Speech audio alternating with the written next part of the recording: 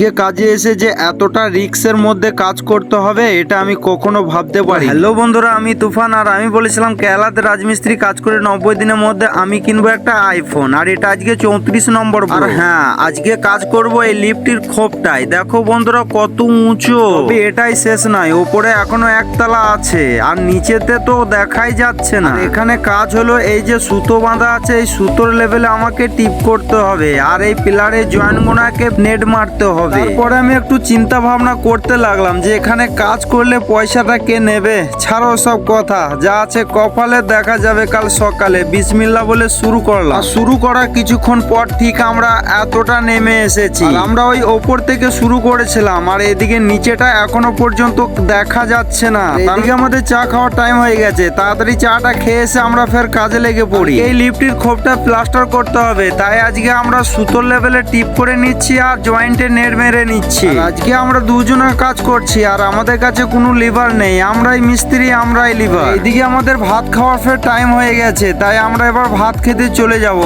ভাত খেয়ে এসে আমরা ফের কাজে লেগে পড়ি। এখন বাজে 5টা আর ওপরটা দেখাই যাচ্ছে না, নিচেটা অন্ধকার হয়ে গেছে। আমি একদম নিচে আছি। ফাইনালি আমাদের কাজ শেষ হয়ে গেছে। তো আজকের মতো কাজ আমরা শেষ করে দিলাম। তো সবাই ভালো থেকো, আবার দেখা হবে।